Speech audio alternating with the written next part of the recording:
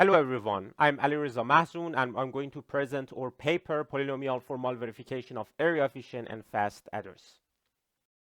Arithmetic circuits play an important role in many applications such as signal processing, cryptography, and artificial intelligence.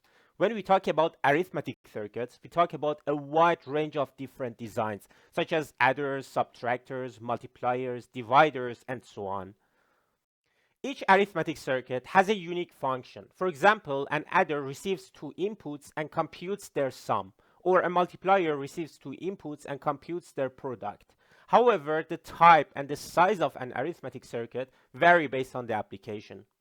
Type depends on design parameters, such as area, speed, power, fanouts, and the number of wiring tracks.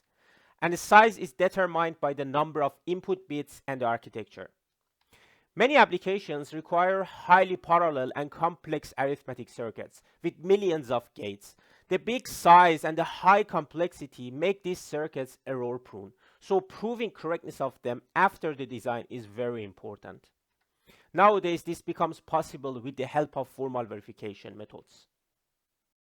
Several formal verification methods have been proposed to verify arithmetic circuits. The methods based on the binary decision diagrams, BDDs, and Boolean satisfiability report very good results for the verification of adder circuits. Binary moment diagrams, star BMDs, verify some type of multipliers. Theorem proving and term rewriting techniques are used to prove the correctness of multipliers. And finally, the methods based on the symbolic computer algebra, SCA, are recently used to verify multipliers and dividers.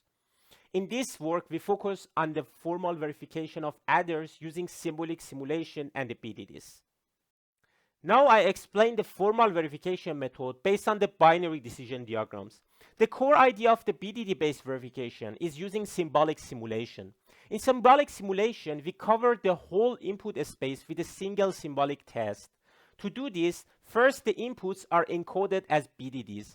Then, starting from primary inputs, BDDs for the outputs of gates and building blocks are computed. This process continues until we reach the primary outputs. Finally, the output BDDs are evaluated to see whether they match the BDDs of the circuit or not. In order to compute the output BDD for the gates and building blocks of the circuit during symbolic simulation, if-then-else or ITE operation is used. ITE is widely employed in BDD packages like CUDD as it can compute all logic operations. Here you can see the XOR of two signals based on the ITE operation. The computational complexity of ITE operation can be calculated based on the size of input BDDs, as you can see.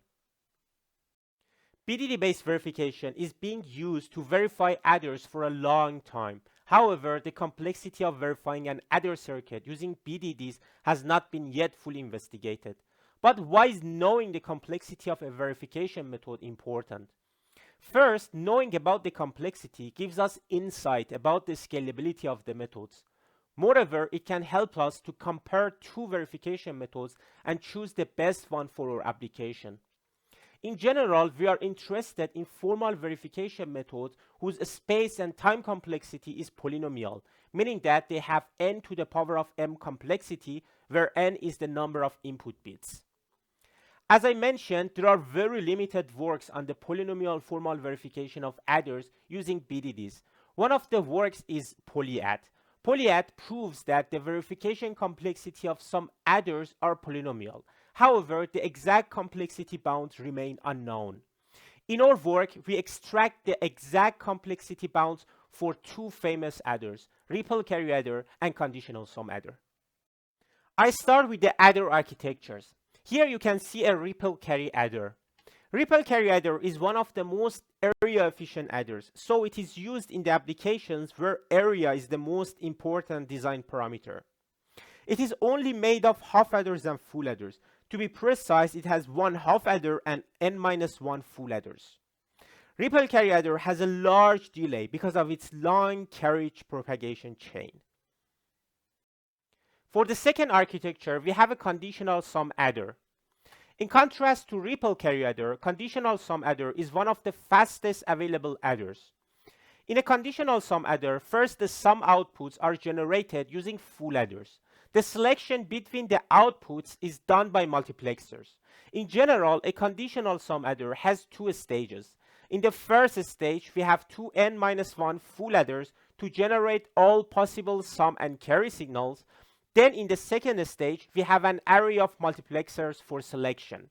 In the right figure, you can see how the multiplexers with different sizes are located in an 8-bit conditional sum adder. Conditional sum adder occupies a large area because of the large number of multiplexers. First, we start with the verification complexity of ripple carry adder. In order to calculate the complexity, we first need to consider a single full adder and calculate the complexity of performing symbolic simulation for it. The full adder sum bit is obtained by XORing 3 input signals. This Boolean function can be shown as IT operation, as you can see. Similarly, we can obtain the carry signal Boolean function with IT operation. As I mentioned in the previous slides, the complexity of the IT operation can be calculated based on the size of the input BDDs.